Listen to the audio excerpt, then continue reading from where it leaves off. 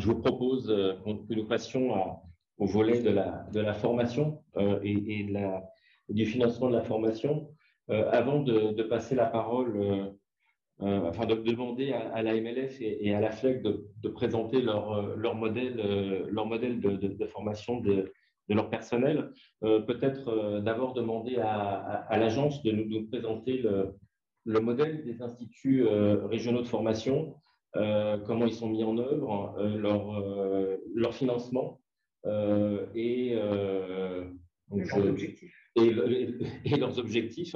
Et on a Madame Dominique Lantier là, qui est proviseure de l'IRF de Madagascar, donc qui pourra nous donner l'exemple concret de ce qui se fait sur le terrain. Mais peut-être donc d'abord dans un premier temps, Bruno ou Roselle, je vous en prie. Merci beaucoup François et merci Madame la sénatrice de nous donner l'occasion effectivement de faire le point sur ce sujet qui est essentiel pour le développement du réseau. Donc nos instituts régionaux de formation prendront pleinement leur dimension à compter du 1er janvier prochain, puisque ils sont désormais placés en gestion directe de l'agence. Ce qu'il est important peut-être de bien saisir, c'est que ces instituts régionaux de formation dont le cœur de métier va être la mise en œuvre d'un plan régional de formation, ces instituts vont s'articuler autour d'instances auxquelles vont pouvoir participer tous les acteurs sur le terrain, sur zone.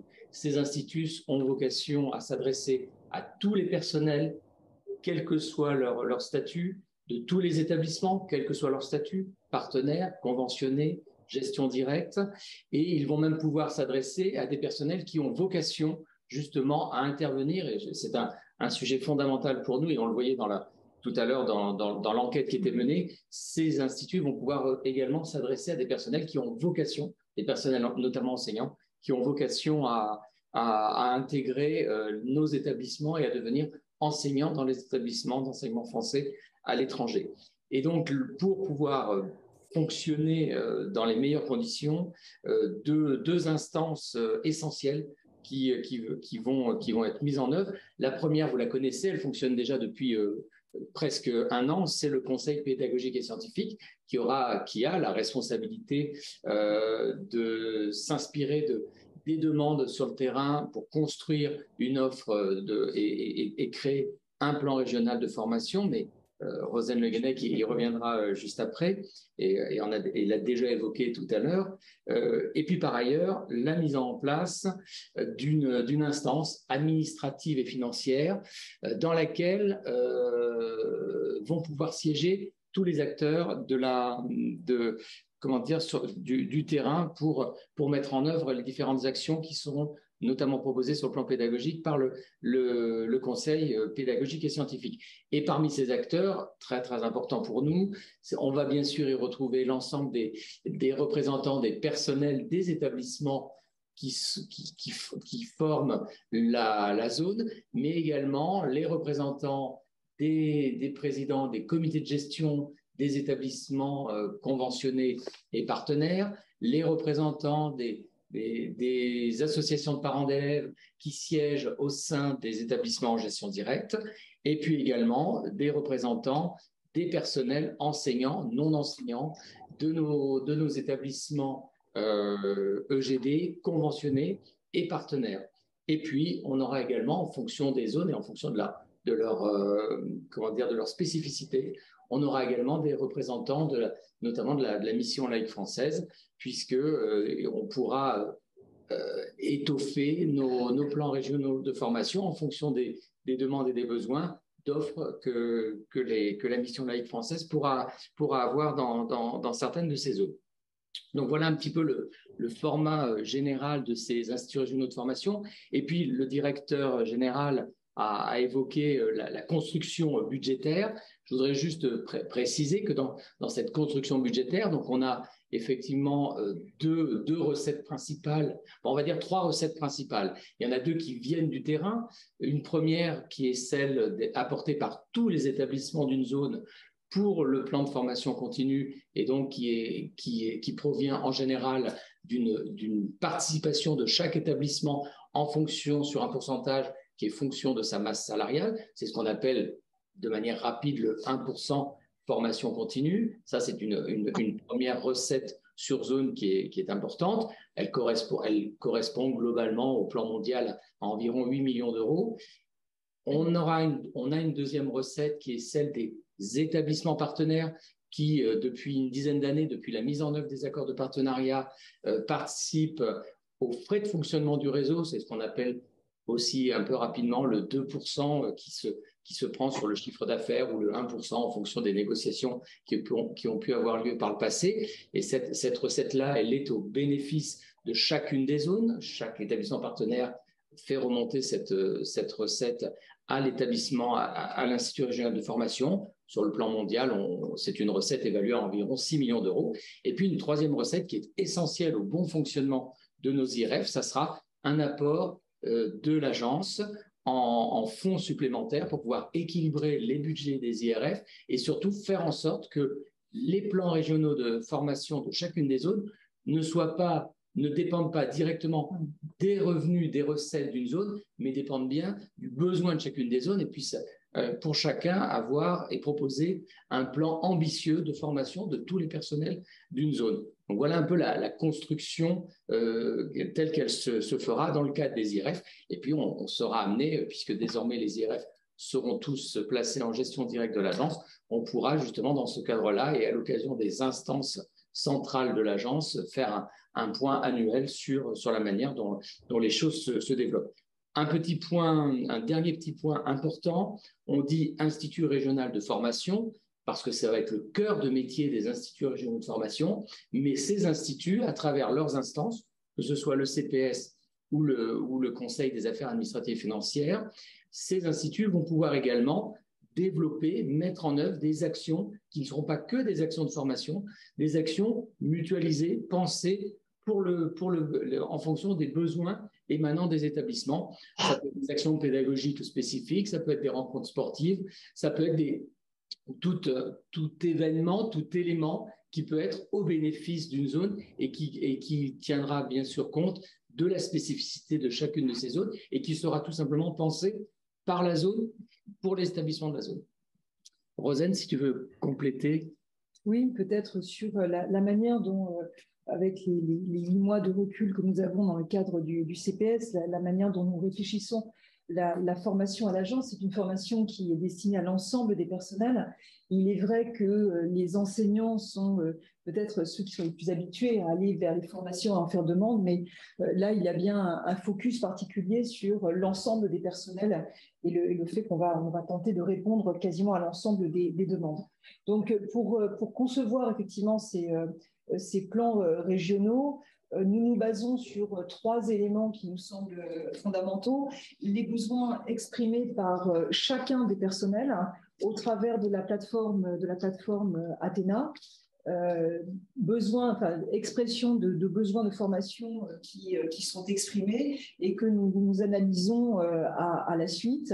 Le schéma directeur de la formation du MENJ, évidemment, puisque c'est celui qui va nous permettre d'orienter aussi certaines formations dans le cadre notamment de réformes ou de modifications de pratiques dans le cadre des établissements scolaires, et puis les orientations stratégiques de l'agence.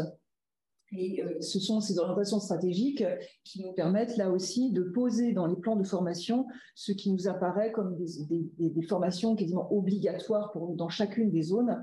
À l'exemple de cette année où ont été posées des formations sur la laïcité, la citoyenneté, ou encore des formations sur l'école inclusive et notamment les EBEP, les élèves à besoins éducatifs particuliers. À partir effectivement de ces remontées, c'est le travail du CPS d'établir un plan et de le proposer un plan riche qui va être effectivement étoffé avec un focus systématique et particulier sur les personnels à professionnaliser, qui sont donc ces enseignants qui arrivent dans les salles de classe ou qui sont appelés à arriver dans les salles de classe, avec ont été évoqués les 2 parcours qui sont déjà en place, enfin 2 plus un troisième, c'est-à-dire le parcours intégré, le parcours consolidé et un parcours à la carte pour les personnels qui auraient besoin de modules spécifiques sans entrer dans l'ensemble d'un process de professionnalisation. Dans certains cas, ces parcours sont très complets puisqu'on a un parcours magistère qui va de 45 à 60 heures. On a des missions en établissement auprès de ces personnels organisés par les formateurs EMFE, CPAIEN et EMCP2. Et évidemment, nous avons des stages en présentiel. Pour certains d'entre eux, c'est un cumul de 260 heures de formation sur 2 années. Donc, évidemment, c'est une formation qui est assez solide et qui est validée par les open badges que nous avons conçus là aussi et qui sont endossés notamment par Canopé.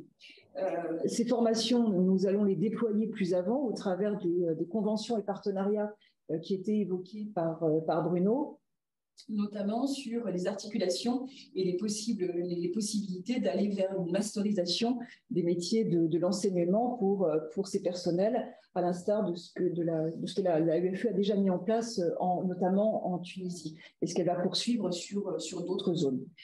L'idée aussi, c'est de créer en termes de formation un écosystème très complet, puisque nous n'hésitons pas effectivement à déployer des formations sur des modalités et des formats variés, de manière à répondre aux nécessités des enseignants et aux nécessités aussi quelquefois des établissements. Donc, ce sont évidemment les missions des formateurs in situ, ce que j'appelle quasiment du cousu humain en termes de formation. Ce sont des formations en présentiel, ce sont des formations hybrides, ce sont des formations en distanciel. Je rapporte que ces formations en distanciel sont conçues par nos formateurs. Nous avons déployé plus de 850 parcours l'an passé auprès des personnels. Ce sont des ateliers pédagogiques, ce sont des webinaires. Donc, on voit bien que là, on a cette souplesse qui nous permet effectivement de faire des offres de formation qui, je pense, seront de plus en plus complètes. Voilà, pour présenter un petit peu et rapidement, de manière synthétique, la manière dont nous travaillons et dont les choses se déploient dans chacune des zones du réseau. Merci beaucoup pour toutes ces précisions. Alors, ayant contribué avec vous tous à l'élaboration de la création de ces IRF, j'aimerais quand même savoir dans quelle mesure on a la capacité aussi d'adapter la localisation de ces IRF à des zones qui sont par définition encore à développer. J'en veux pour exemple ici, l'Égypte et le Caire en particulier. Alors, j'ai eu vent d'une annexe en rencontrant l'équipe de l'EGD ici, mais de mon point de vue, et c'est mon avis, je le partage avec moi-même et peut-être pas avec vous tous, mais si je me dis que s'il y a bien un lieu où il faut développer de manière rapide et je dirais à grande échelle la formation, c'est bien en Égypte, pour le coup de ce que je vois, des perspectives. Donc là, je me retourne vers vous, puisqu'au fond, c'est aussi l'agence qui prend ces décisions-là. Est-ce qu'on a vocation à peut-être transférer aussi les moyens d'Abu Dhabi ou du moins la localisation d'un IRF qui prendrait toute son ampleur et sa dimension ici, sur une géographie qui va se développer et se doubler aussi vite que la Tunisie, incontestablement, ou est-ce qu'on n'en laisse qu'une annexe? Oui, merci Madame la Sénatrice. Oui, compte tenu de la situation très spécifique de notre zone Moyen-Orient, donc nous avons d'ores et déjà acté que cette zone, l'IRF est basée à Abu Dhabi, mais nous l'organisons en 2 pôles. Un pôle qui est basé aux Émirats et un pôle qui est basé au Caire. et notamment nous répartissions, je dirais moitié-moitié, l'ensemble de nos personnels enseignants-formateurs entre les deux zones. On va avoir aussi un processus un peu similaire, même si en termes de moyens RH, ce n'est pas tout à fait la même chose. Mais enfin, on a décidé d'un processus similaire sur la zone Amérique du Nord, où l'IRF est basé à Ottawa, mais où le lycée de San Francisco, qui est le seul établissement conventionné aujourd'hui sur le territoire états-unien, va être également l'autre pôle de l'IRF pour justement faciliter l'utilisation de la mobilisation plutôt de nos personnels au plus près des établissements et en limitant les problèmes. Après ça, les IRF ont des fonctionnements en rassemblement, mais les IRF sont d'abord des structures, je dirais, d'ordre administratif avant d'être des murs et des salles. Hein. Il y aura bien entendu des réunions au Caire, à Abu Dhabi, mais il y a aussi tout le travail qui est fait d'abord en distanciel. Il y a aussi une partie qui va se faire en distanciel. Puis il y a la partie établissement, visite d'établissement, appui, etc. Mais voilà, on essaye effectivement de prendre compte de ce besoin très très fort sur la zone Moyen-Orient et c'est d'ores et déjà acté. Le processus est presque achevé en termes de mobilité des personnels formateurs ou en tout cas au plus tard à l'été prochain. Oui, et pardon d'insister sur un point. Moi, je le voyais. Alors, je comprends bien effectivement le fait que vous disiez que c'est pas forcément que des locaux, c'est plutôt ce qu'on va mettre comme moyen à disposition. Mais moi, j'ajouterais, c'est aussi le plan stratégique qu'on va définir de manière concertée avec les acteurs de la zone, mais là particulièrement égyptienne, parce que pour le coup, les problématiques que je vois à Abu Dhabi n'ont strictement rien à voir. Enfin, pas strictement rien, mais enfin, parfois peu de similitudes avec ce que je peux voir ici au niveau de la formation en Égypte qui serait nécessaire. Donc, est-ce qu'on peut, enfin, pardon d'insister, mais est-ce qu'on peut aller jusqu'à imaginer vraiment un plan spécifique sur deux zones? Enfin, je ne sais pas si on peut imaginer je ne sais pas si on peut imaginer, ne serait-ce qu'en termes comment dirais-je, de bonne gestion de nos moyens qui sont quand même limités, d'avoir deux plans dans une même zone, mais une prise en compte des besoins des établissements égyptiens, bien entendu, c'est le principe de fonctionnement pour le CPS. Hein, c'est que le CPS ne fait pas un assemblage de demandes individuelles.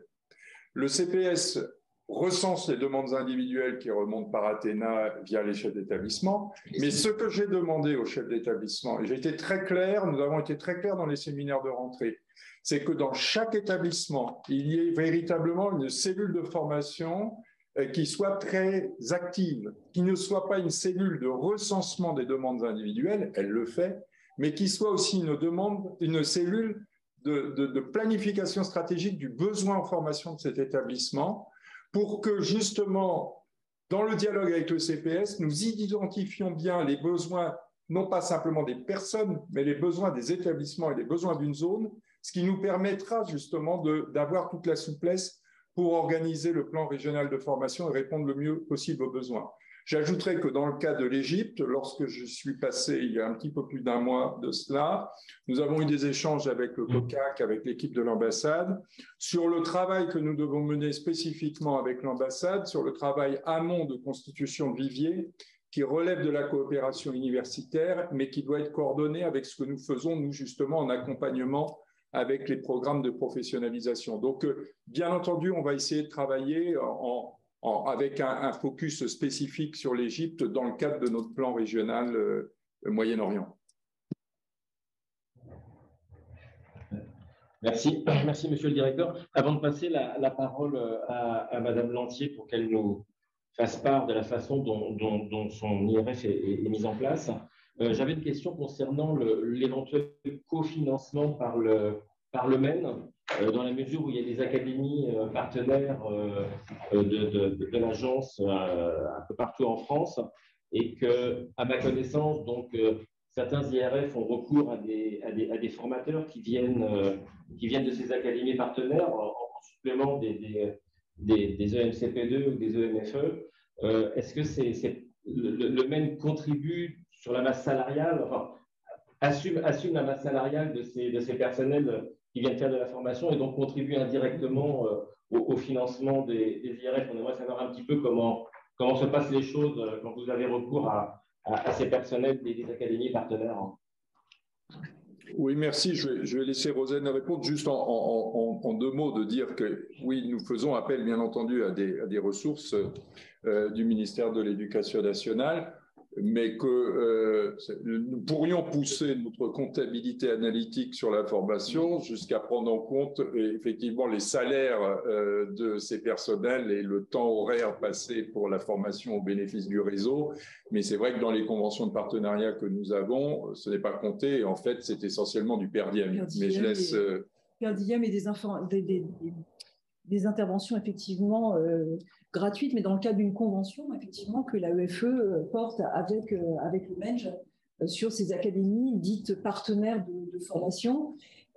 Élément qu'on va peut-être essayer de faire avancer en ciblant, comme on l'a fait pour le FE3D notamment, des compétences en académie particulière pour pouvoir répondre aux besoins du réseau et travailler davantage encore en contexte avec certaines académies du réseau. Certaines académies, en France avec le réseau. Ouais, voilà. Mais pour répondre bien à votre question, François, il n'y a pas de contribution au sens financier du terme du MENJ à notre dispositif de formation, mais une mise à disposition de personnel qui interviennent avec juste un per diem qui est pris en charge par l'IRF. Donc, en gros, et le voyage, etc. Mais pas l'heure de formation.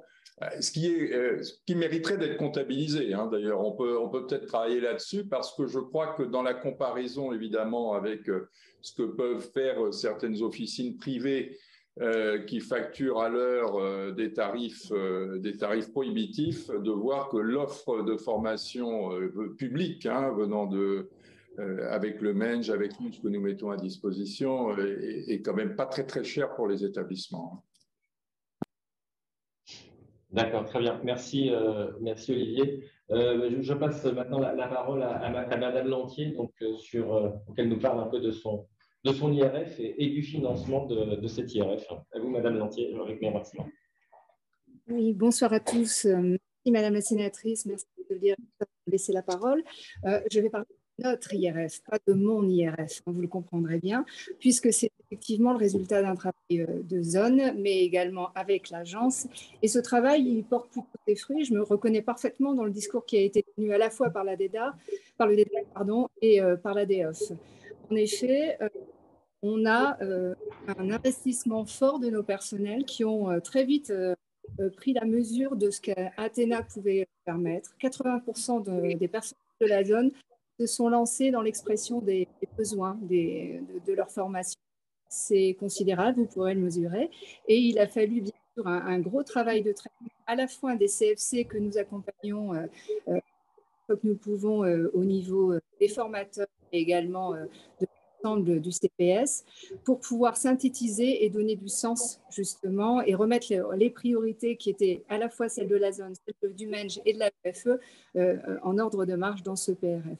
Alors, je dois préciser une chose qui est importante. Le PRF de la zone océan Indien, s'il devait s'en tenir à nos contributions locales, serait sûrement beaucoup moins ambitieux que ce qu'il est aujourd'hui. En effet, tant que sur le PAP que pour le reste du PRF, c'est effectivement l'appui de la zone qui est fondamental pour une zone comme l'océan Indien. L'océan Indien, c'est 4 pays, vous le savez sûrement, Madagascar, mais également Maurice, les Seychelles et les Comores, une trentaine d'établissements, un seul GD, et on a 11 conventionnés, 15 partenaires qui contribuent également à notre fonctionnement. La priorité de nos familles, elle est clairement exprimée dans tous nos établissements sur justement cette formation.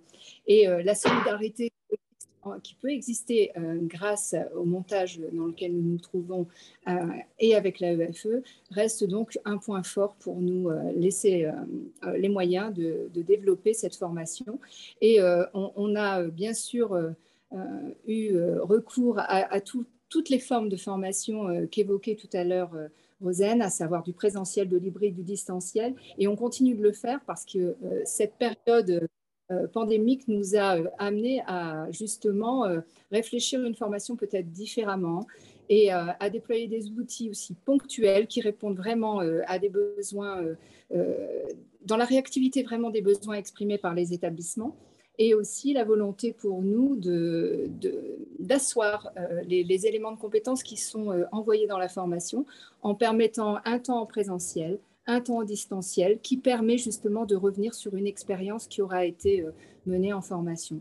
Donc, vous l'avez compris, un gros volume de formation demandé dans cette zone qui est ambitieuse et qui souhaite justement répondre aux pratiques de développement qui sont aussi les nôtres. Alors, je ne sais pas si j'ai retracé tous les éléments qui est important pour vous. Et pour terminer, sur l'idée de travailler avec le MENJ, avec des apports autres, c'est particulièrement précieux dans nos académies partenaires sur nos disciplines les disciplines qui ne sont pas présentes en termes de formateurs dans nos zones. Donc, c'est très utile d'utiliser à la fois ces académies partenaires, mais également pour nous une académie telle que La Réunion, qui est à proximité, qui est aussi en charge des examens pour nous et qui n'hésite pas à nous appuyer lorsque c'est nécessaire. Moi, j'aimerais poser une question à l'ensemble des interlocuteurs et vous demander, parce que je le constate aussi lors de mes déplacements, est-ce que vous allez aussi peut-être vous coordonner avec les postes pour, comment dire, éviter une forme de captation, ou je ne sais pas si on peut aller jusqu'à de termes un peu plus forts, mais d'investissement que feraient les uns au bénéfice des autres. Je m'explique. Tout le monde souhaite que nos professeurs, par le biais de cette formation, qu'elle soit sous forme d'IRF ou autre, eh bien, montent en compétences. Certains vont jouer le jeu et auront ce qu'on appelle des DU, des masters, voire des certifications ad hoc internes à ce que nous créons. Et puis, il y a ceux donc, qui vont investir et puis ceux qui peut-être vont bénéficier de ces investissements alors qu'ils n'auront pas eux-mêmes investi. Je commence à voir certains professeurs qui, une fois formés, s'en vont dans une autre école alors que cette école-là aura investi en lui. Et parce que d'autres ne joueront peut-être pas tout à fait le jeu de la loyauté au réseau, eh bien, vont récupérer des bénéfices de ces investissements.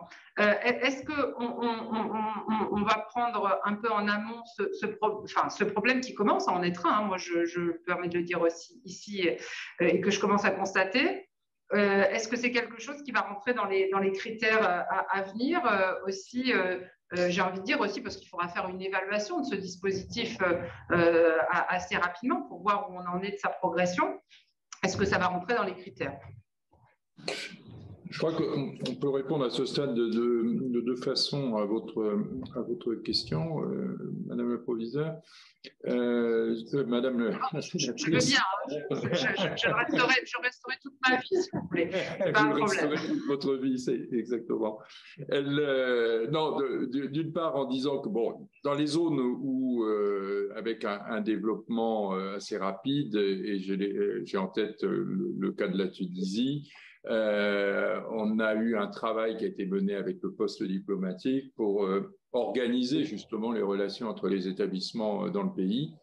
Et il y a notamment un gentleman agreement qui a été signé par l'ensemble des établissements et qui vise justement à réguler ces questions posées par des personnels qui quitteraient les établissements qui ont financé leur formation, etc., et qui les quitteraient rapidement pour aller dans un autre établissement du réseau. Il y a des règles qui ont été fixées. Alors, on ne peut pas interdire à vie à quelqu'un de changer d'établissement, mais au moins pendant quelques années. Ça, c'est la première chose. Et je pense que dans les pays à réseau qui se développent assez rapidement, comme le pays dans lequel vous êtes actuellement, il y a un besoin.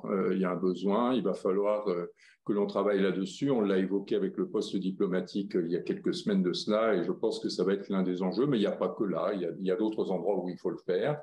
La deuxième chose, après ça, c'est dans le contrat de travail signé par l'établissement qui embauche un personnel et qui l'embauche avec une participation ou une prise en charge totale de formation, il revient évidemment à l'établissement de fixer des règles de durée de travail minimale. Je dirais un petit peu comme pour un fonctionnaire lorsqu'il est engagé par l'État et qu'il a un temps de service de l'État, ou sinon il doit rembourser cette partie. Donc ça, c'est un travail qui peut être mené aussi au niveau de chaque établissement.